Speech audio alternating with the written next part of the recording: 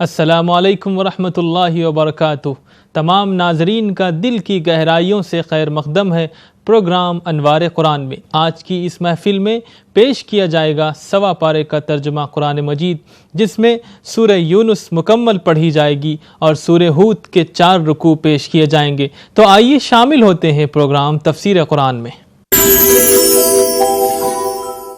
بسم اللہ الرحمن الرحیم وبہ نستعین والصلاة والسلام علی سید المرسلین علی آلہ و اصحابہ اجمعین، اما بعد۔ آج آپ کے سامنے 11ویں پارے اور 12ویں پارے کے ابتدائی ربع کا ترجمہ اور اس کا خلاصہ پیش کیا جائے گا۔ 11واں پارہ سورہ توبہ کے آخری حصے پر مشتمل ہے، اور سورہ توبہ کے اس آخری حصے میں اللہ تعالیٰ نے ان لوگوں کا تذکرہ فرمایا جنہوں نے حضور اکرم صلی اللہ علیہ وسلم کے ساتھ غزوہ تبوک میں سفر نہیں کیا تھا۔ یہ وہ غزوہ تھا جو شدید گرمی میں مدینہ منورہ سے بہت دور تبوک کے مقام کی جانب سفر کیا گیا تھا، تاکہ سرحد پر جو دشمن جمع ہو گئے ہیں ان سے دفاع کیا جائے۔ اس غزوے کو اللہ تعالیٰ نے فیصلہ کن غزوہ قرار دیا تھا۔ جو لوگ حضور اکرم صلی اللہ علیہ وسلم کے ساتھ تھے وہ صاحب ایمان تسلیم کیے گئے، اور جو لوگ حضور اکرم صلی اللہ علیہ وسلم کا ساتھ دینے سے انکار کر رہے تھے ان کو صاحب نفاق قرار دیا گیا۔ چنانچہ اللہ تعالیٰ ارشاد فرماتے ہیں کہ اے نبی، جب آپ اس مقام سے تبوک سے واپس مدینہ منورہ پہنچیں گے تو یہ لوگ دوڑ دوڑ کر آپ کے پاس آئیں گے۔ اب تک تو یہ سمجھ رہے تھے کہ اس جنگ سے آپ زندہ سلامت واپس نہ آ سکیں گے، لہٰذا انہوں نے آپ کے ساتھ دینے سے انکار کیا، لیکن اب جب کہ آپ واپس تشریف لائیں گے تو یہ لوگ آپ کے پاس جھوٹے بہانے اور جھوٹی قسموں کے ساتھ حاضر ہوں گے تاکہ آپ ان کے اس قصور کو معاف کر دیں، لیکن اے نبی، آپ کو اس بات کی اجازت نہیں کہ آپ ان کے اس قصور کو معاف کر دیں، بلکہ اللہ تعالیٰ نے اس قدر شد و مت کے ساتھ ان کی سرزنش کی کہ ارشاد فرمایا کہ ان میں سے اگر کوئی شخص مر جائے تو اے نبی آپ ان کی نماز جنازہ نہ پڑھیں، اور یہ بھی ارشاد فرمایا کہ آپ ان کی قبر پر کھڑے ہو کر ان کے لیے دعائے مغفرت بھی نہ کریں، کیونکہ یہ وہ لوگ ہیں جن کو جہنم کی سزا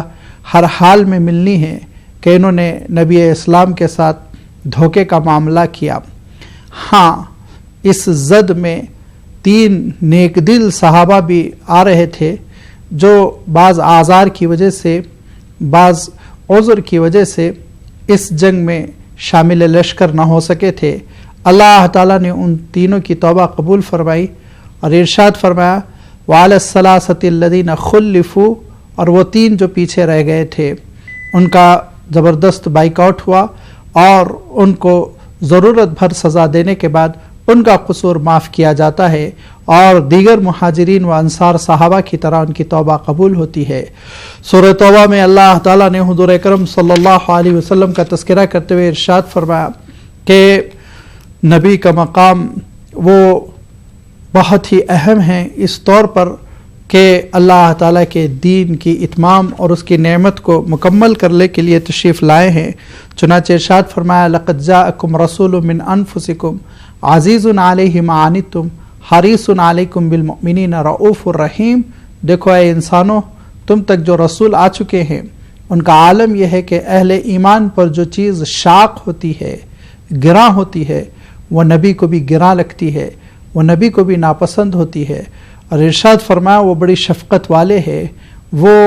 بڑی ہمدردی رکھتے ہیں، انسانوں کے ساتھ بہت ہی خیر خواہی کا معاملہ کرتے ہیں۔ حریص علیکم بالمؤمنین رؤوف الرحیم، ان کے دل میں بڑی رفعتیں ہیں اور رأفتیں ہیں، ہمدردیاں ہیں، اور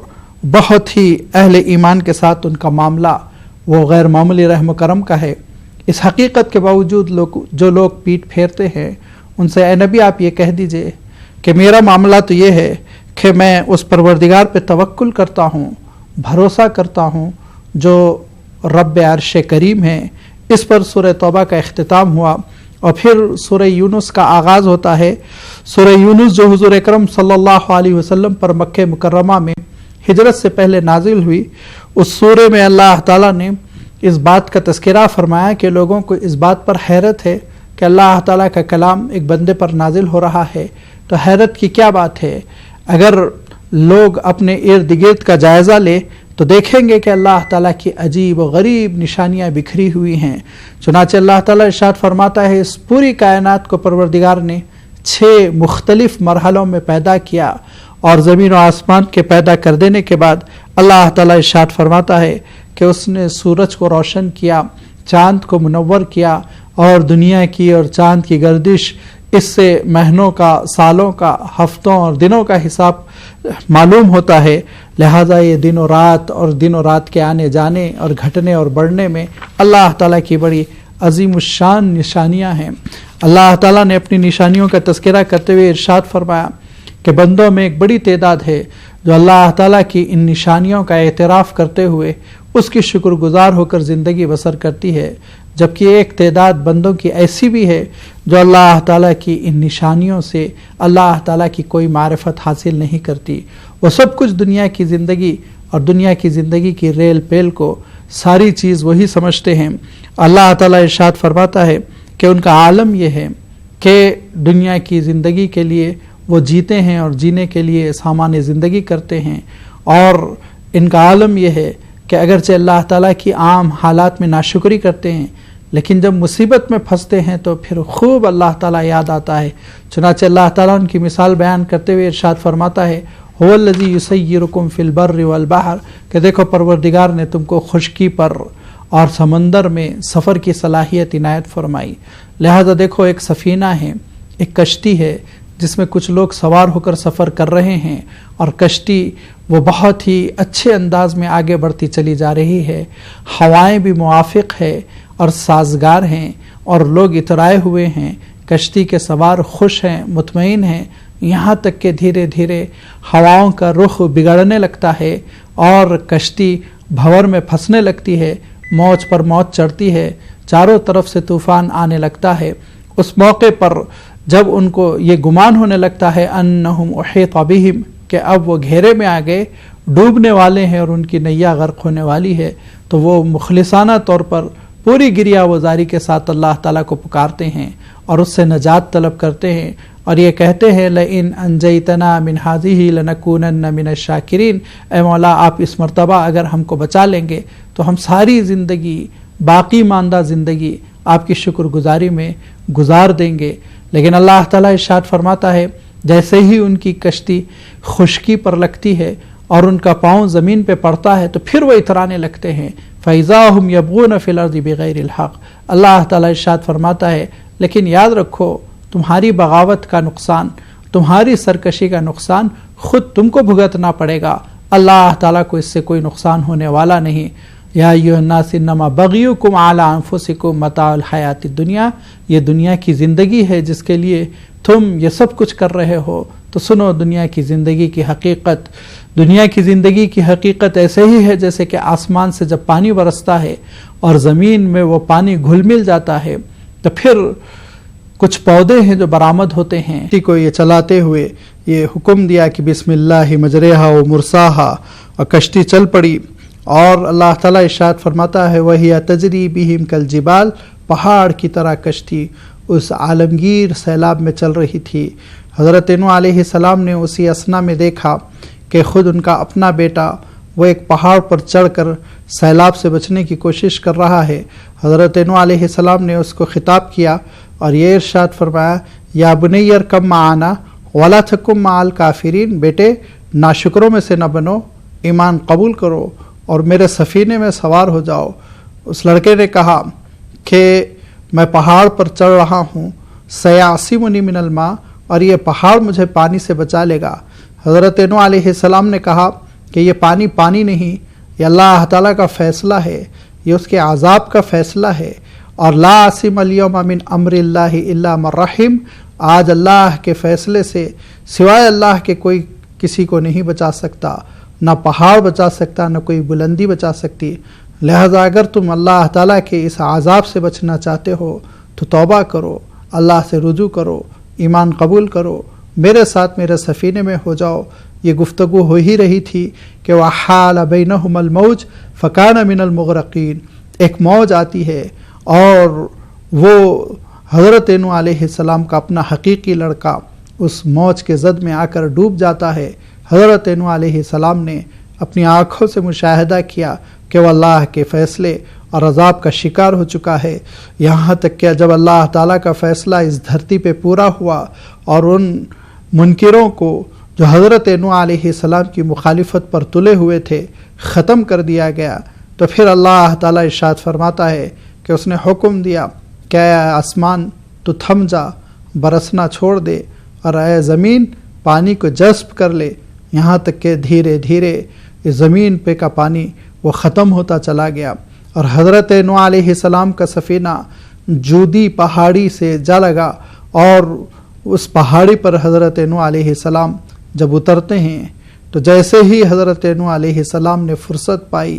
اللہ تعالیٰ کے دربار میں اپنے ہاتھ اٹھا کر یہ دعا کی کہ مولا میرا اپنا لڑکا، دنیا اس کی تباہ ہو گئی، وہ ڈوب کر مر گیا اور زندگی اس کی ختم ہو گئی، لیکن مولا آخرت میں اس کو اپنے عذاب سے بچا لے، جو بھگتنا تھا وہ دنیا میں بھگت چکا، کم سے کم آخرت کے عذاب سے وہ محفوظ رہے۔ اے اللہ، آپ کا وعدہ ہے نبیوں و رسولوں کا کہ نبیوں و رسولوں کو آپ ناکامی سے دوچار نہیں فرماتے ہیں، لہذا اللہ یہ قیامت کے دن کی ایک ناکامی ہوگی کہ خود میرا اپنا بیٹا جہنم کی طرف جائے گا۔ اللہ تعالیٰ حضرت نوح علیہ السلام کو ارشاد فرماتا ہے کہ اے نوح، جس چیز کا تمہیں علم نہیں اس کی تم دعا نہ کرو، انہ لیس من اہلک، وہ تمہارا لڑکا نہیں ہے، کیونکہ انہ عمل غیر صالح، اس کے اعمال اس لائق نہیں ہے کہ اس کو تمہارا بیٹا شمار کیا جائے، وہ منکروں میں سے ہے، اور چاہے وہ نبی زادہ ہو چاہے وہ رسول زادہ ہو، جب وہ منکروں میں سے ہوگا اور اللہ کا باغی قرار پائے گا تو اللہ کی گرفت سے نہیں بچ سکتا۔ لہذا اے نوح، اس سلسلے میں تم کو دعا کی اجازت نہیں۔ حضرت نوح علیہ السلام متنبہ ہو جاتے ہیں اور فوراً یہ کہہ پڑتے ہیں کہ اللہ، اگر آپ میرے ساتھ رحم و کرم کا معاملہ نہ فرمائیں، وَإِن لَّمْ تَغْفِرْ لِي وَتَرْحَمْنِي أَكُن مِّنَ الْخَاسِرِينَ، تو مولا میں گھاٹے میں رہ جاؤں گا اور میں بڑی پریشانی کا سامنا کروں گا، بڑا خسارہ ہوگا۔ حضرت نوح علیہ السلام کی اس دعا اور اللہ تعالیٰ نے رد عمل میں جو وحی عنایت فرمائی، جو وحی ارشاد فرمائی، ہر دو سے یہ نتیجہ اخذ کرنا انتہائی آسان ہے کہ اللہ تعالیٰ کے پاس کامیابی کی شرط وہ انسان کے اپنے اعمال ہے، اعمال صالحہ، جس کی بنیاد پر اللہ تعالیٰ کے پاس کامیابی ملتی ہے۔ نسبت اور والد کا کچھ ہونا، دادا کا کچھ ہونا اور خاندان کا شجرہ، یہ انسان کو بچانے کے لیے کافی نہیں، بلکہ خود انسان کے اپنے اعمال، اس کی نیکیاں، اس کی ہمدردی، اس کا تقوی اور اس کی انسانیت نوازی، اس کی عبادتیں اور اس کی ریاضتیں، یہ اس کے حق میں کارگر ہوگی۔ چنانچہ حضرت نوح علیہ السلام کے اس واقعے سے اللہ تعالیٰ نے جہاں اس حقیقت کو واشگاف کیا کہ بہر صورت اللہ کے نبیوں و رسولوں کی تائید ہوتی ہے اور ان کو غلبہ ملتا ہے اور حق کی نصرت ہوتی ہے، وہیں اللہ تعالیٰ نے اس حقیقت کو بھی بیان فرمایا کہ اگر تم کو آخرت کی کامیابی حاصل کرنا ہے اور اللہ تعالیٰ کے پاس مقام حاصل کرنا ہے تو صرف اپنے خاندان کے پندار پر ناز نہ کرو، اسی پہ تکیہ بھروسہ نہ کرو، بلکہ تم خود عمل کے لیے کھڑے ہو جاؤ، یہی چیز تم کو اللہ تعالیٰ کے پاس مقبول بنائے گی۔ وآخر دعوانا ان الحمد للہ رب العالمین۔ ناظرین، آپ نے ملاحظہ فرمایا ہمارا پروگرام انوار قرآن اللہ مجھ کو اور تمام ناظرین کو جو کچھ سنا ہے اس پر عمل کرنے کی توفیق عطا فرمائے۔ ناظرین، دیکھنا نہ بھولیں آج شب حرم شریف مکۃ المکرمہ سے نماز عشاء اور نماز تراویح کا ڈائریکٹ لائیو ٹیلی کاسٹ۔ دیجیے اجازت اپنے دوست محمد ثناء اللہ خان قاسمی کو۔ خدا حافظ، السلام علیکم۔